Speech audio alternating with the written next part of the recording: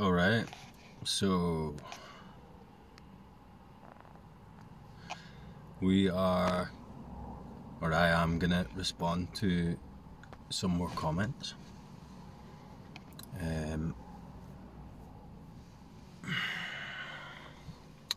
If I can find them.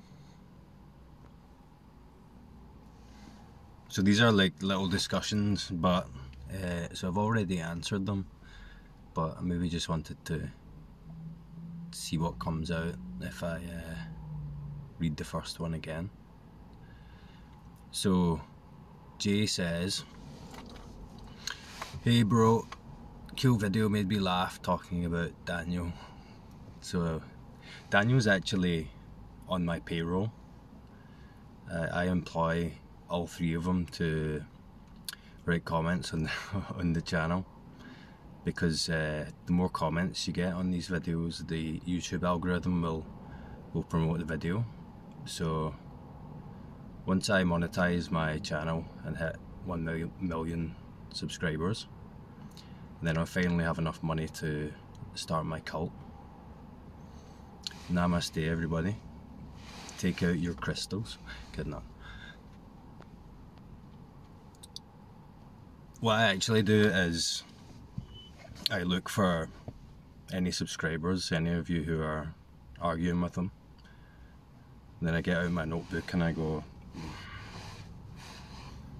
unenlightened, unenlightened, unenlightened. And I mark it down in my little book. And if your name ends up on my book, you're not invited to my birthday party. Simple as that. Anyway, right now I cannot let go in inverted commas, free fall. I'm coming up against a big fuck off fear barrier. I was thinking it was Kundalini. I don't actually feel scared, it's just a massive, intense energy as I let go into this. So, describe my own experience with this. So, during this self-inquiry process, what I noticed was a kind of disgusting feeling of urgency. Like an effort to stop the mind generated this kind of yucky feeling, and it felt very physical. And it was kind of in the stomach, and also localised around about the head and behind the eyes. So it was like a tension, a strain, a contraction, and that progressively became more seemingly intolerable. But at a certain point, limits the language, I noticed that, or it was noticed that, it wasn't noticed, but it became clear, we're going to struggle here with language, it became clear that the noticing of that sensation itself was a thought, and it was a kind of energetic movement away from the sensation in a sense. Of course that's not possible, but this is why I emphasize the positions so much. This illusory position created by thought was an aversion to a sensation that was labelled negative or intolerable, or I don't want this. But that was just a thought. So see, when that thought was noticed, instantly it flipped and it was gone. I'm not sure if it was gone or that position being gone made it something different. But that noticing of that physical experience turned out to be a pullback into thought, a pullback away from, let's say, a unified experience. The Kundalini thing for me happened more like over a period of time, and I would get rushes of intense physical sensation, but it manifested as physical symptoms of pain. Either that, or I was just more perceptive, more tuned in to the sensation, so it became more obvious when it wasn't masked by thought. But there was a certain feeling of a movement of energy, or what I actually felt like, a joke about crystals, right? what it actually felt like was blockages in the body being cleared, and that kind of reminds me of the whole chakra thing. I certainly think there's some wisdom in that. A lot of fluff and a lot of kind of spiritual stuff around that, but the Kundalini and the chakra thing, I certainly think that was my experience to an extent. I still have a bunch of injuries that are here from a lifetime of high impact sports, but this kind of what it felt like was the density of the head, the feeling of density of this physical object, the head, as it appeared in space here, became quite eerie. It became quite almost like a visceral feeling of transparency. With that, I noticed that when these sensations and emotions appeared in experience, there was a tendency there to take a position separate from them and then intellectualize them, understand them, rationalize them, label them, relate to them as a person, as an entity. But when that wasn't there, the energy, let's say, or the sensation almost vanished into nothingness, but it kept coming and then vanishing. It wasn't being held onto, it wasn't being solidified into with a narrative of how I relate to this. And that cycled through for a while, and every time it cycled through, it became more and more eerie, less solid, less sticky, more natural, more animalistic, more primal, I guess you could say. That was my experience with the whole Kundalini thing. So I got sore ears, I got sore eyes, sore headaches, sore neck and shoulders. Sensations became a bit intense. It was almost, if anyone's ever done MDMA, it was almost, in fact it was very similar to that, heightened sensory experience, and that all became very intense, as well as the emotions became very intense too. And it was strange that this feeling of contraction, this energetic movement of contraction, became very obvious, and it was easily spotted and then released, because I would walk about and I wouldn't be looking at anything. I would be in my head. This dullness that came from being fully identified with thought and sounds. I wasn't really aware of this physical world, this physical environment, because there was that aversion tendency to move into an internal world inside the head and stay there, because essentially it was fear. Essentially it was all this was scary for me. Although the self would be too proud to admit that. The whole thing was all too scary. It was all frightening. And the way this function of identity dealt with that, or constructed a safe place for that, was to create an internal narrative. It would value everything based on judgment or perception, how things are perceived from this subjective position with all its unique values that are projected out onto the world. Once that was gone, the physical experience including the fear, became very, very intense. And there would be a new appreciation, in a sense, immediately for this physical experience, this kind of primal animalistic experience, and the strangeness of it, the beauty of it became very fascinating.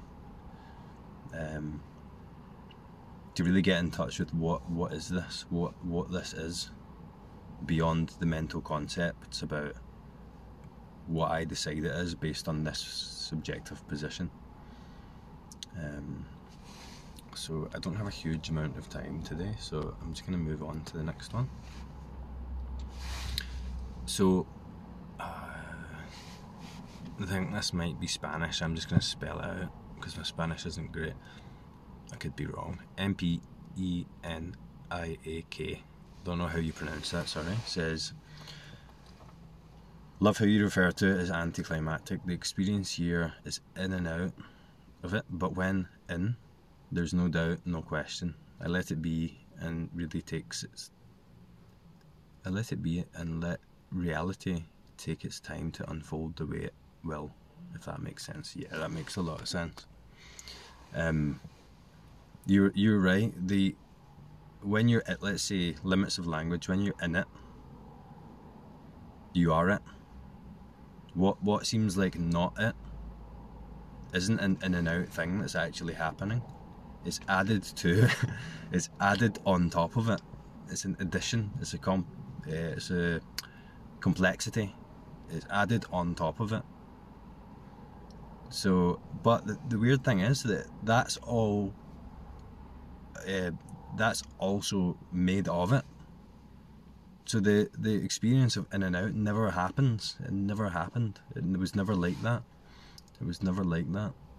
And it's this repetitive pattern that appears that says this experience is something. This experience is this. This experience is that. But when you, like you said, you're in it, it's self-confirming. It doesn't need an explanation or a separate entity to relate to it, a separate mind to relate to it and figure it out. And then when that really dies down, it becomes very obvious that none of that ever even happened. So there wasn't an in and out. There wasn't an awakening. There wasn't there isn't a way it is. This back and forth type experience was never actually happening because it's entirely dependent on time. It's entirely dependent on the separate character that relates to it from a separate position, and it just gets so simple and obvious, self-confirming. It just gets more and more simple. Eventually, there's no longer a distinction between anything and experience. So there's just the experience, but nothing to label it as an experience. There's no distinction whatsoever. It's unified, it's non-dual. There's nothing to figure out, there's nothing to think about. There's no experiencer to have an experience here and then an experience there. Both of these experiences in time have two separate values. It just doesn't, it's not like that. It's not like that whatsoever. But that transitional phase certainly seems like that. And that's the whole initial awakening thing. The awakening happens, it doesn't happen in time, it doesn't happen to anyone. It never really happens, and it never happens for you. But then what appears in the timeline and after that in time is a thought function that suggests time and says that this happened to me in time as an event, and now as I'm relating to it now, then I can't see it, it's gone. But even those thoughts, that thought experience is it. So there's really nothing to do. But that's not quite true, because there is, as that referential position, as that character phases itself out of reality, there's a clinging, there's a back and forth, there's an experience of one way and another way, getting it, not getting it type thing. After a certain point, it's very clear that none of that happened.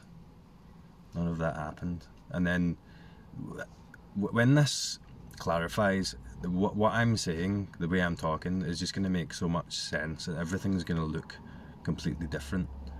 The whole idea of this guy here, David, talking to you, telling you about this story of awakening that happened to me, and seeming to help you by talking to you about it. None of that happened. It was just not like that. And what does this mean? What is his experience, and what does that mean for him? And trying to figure that out. And then what's that going to mean for me? Trying to add values to things based on separate characters and stuff. It's so much more simple than that. None of that ever happened. It's not happening. It's so simple. It's just this, and none of it means anything. And that's the freedom in it. It's fucking wild. It is wild. And it's so endearing, the function of that artificial self that moves through time with all its limitations and its reality and its struggle and its pleasures and so on. And once that's not resisted anymore, if you can kind of feel what I mean by that, once that's not resisted anymore, once that's fully accepted, the spiritual path fully dissolves into non-reality, then it's just endearing, and everything's light, everything is perfect. And it just makes the whole spiritual journey thing just seem like a lot of shite. In a way it does. It just makes it seem like the previous comment was talking about it being like a movie or a story. It's another story, it's another movie, it's another thing that was fiction that never happened. But in a way it did happen. But it didn't happen in the way that the character that was in it believed it happened. Making it sound complicated now, but it's so simple. So that is very important, I think, when you have that experience of being in it, that recognition. I call it a recognition. The recognition goes on infinitely right now. It's not something that happens in time. When you connect with that and you feel it, just orient towards that, because now let's say you know it. The character will try and avoid it. The character will try and complexify things and make up stories to obscure it. It's not doing it autonomously, it just happens out of habit. But when you orient towards that, once you've tasted it, that's it. That's the awakening, that initial recognition. The reason you're here watching these videos, even if it doesn't seem like that consciously, you're thinking, I've never had a big shift. You were here watching these videos, and something about your life is different from the way it was before. Something is compelling you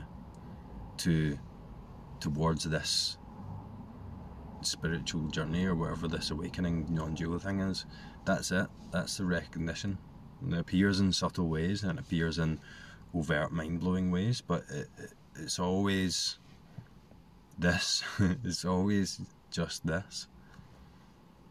And if you can feel it at whatever level, it might be subtle, just orient yourself directly towards that, and keep doing it until it does itself. I'm going to need to go. I'm running out of time, but I'll talk to you next time.